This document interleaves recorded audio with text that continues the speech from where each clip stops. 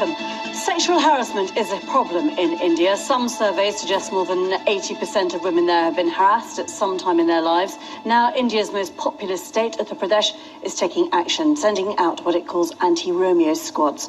Our South Asia correspondent, Justin Rolat, has been on patrol.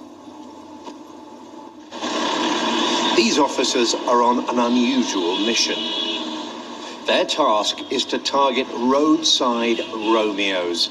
These aren't romantic figures, but men who harass women on the streets. The ruling BJP party won a landslide victory in state elections here earlier this month. Making the streets safer for women was a key promise. But where are the Romeos? So this seems pretty random to me. They're just stopping guys like this guy here, asking them what they're up to, checking their ID. There's no evidence, actually, that this guy was eve-teasing, as they call it, harassing women at all. These two men were just sitting on their motorbikes. Their wives, who were in a nearby shop, were not happy. You can't go everyone and see what are you doing? Why are you sitting like this? You stand up. What is this? This is not correct way to develop your country. This is not the way, I think. This is a team of undercover policewomen. The police here in Lucknow say they are taking a more conservative approach. If a boy and a girl are sitting somewhere, adult, that's not a problem. This is not moral policing. We only want to stop real offences from taking place. Police actions like this may send a message that the authorities are taking women's safety more seriously. But how effective they actually are is another matter. This afternoon, no so-called Romeos were put behind bars. Justin Rolat, BBC News, Lucknow. Well, joining us now from Delhi is a Supreme Court lawyer, Karuna Nundy, who contributed to drafting India's anti-rape laws. Karuna, thanks for joining us. What do you think of these so-called anti-Romeo squads? Because there has been a lot of coverage of sexual harassment and sexual violence in India. Isn't this one good and effective way of trying to deal with that? It is too. Well, I think, breaking up gangs of boys, why call them gangs? Groups of boys by themselves, boys in couples in parks, who have committed no crime, I think is deeply problematic.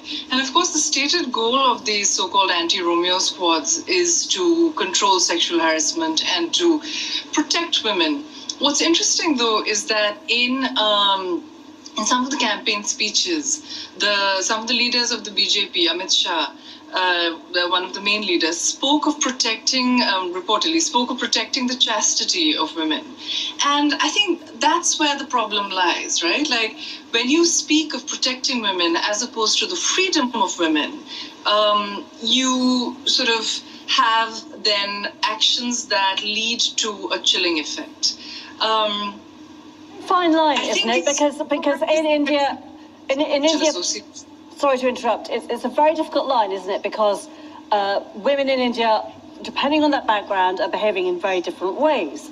And, there is an issue about protecting women. How should that happen, if not to look out for young groups of men who might, feel as though they are a threat to women who are out at school, out at college, out at work? 2 points to address that. The first point is that regardless of what class you are, regardless of what religion you are, nobody wants their freedoms to be constrained. And we see across classes, across castes, across religions, and indeed across the world, right, that women want more freedom. And what does that mean? That freedom, yes, if we talk about ideas of protection, protecting that freedom is important. The second thing is that I think the actions of the anti-Romeo squads are sort of quite in line with the name, if you think of the word Romeo, where does it come from? It comes from a consensual a relationship that has been valorized all over the world because it was a grand consensual relationship. I think it is no coincidence that it is consensual relationships that are being broken up. The police there in that report that we just saw, I don't know whether you could hear it, said if there is no trouble, if it's a man and a woman just talking freely, then that's fine. They're not going to intervene. I mean, it would be very difficult for them to intervene on a mass scale like that, wouldn't it? Well, there are reports coming in from all sorts of credible newspapers in India as well as TV channels to saying that, just groups of boys, even without any girls, are being are being broken up and told to go home. A lot of sort of young couples spend time in parks in India because they don't have, either permission or privacy to be romantic with each other at home. The stated goal of not just the BJP, which is, in power in the state as well as at the center, they said that there was the problem of love jihad, and they claimed that a lot of Muslim boys were misleading young Hindu girls, and they had a whole campaign against it.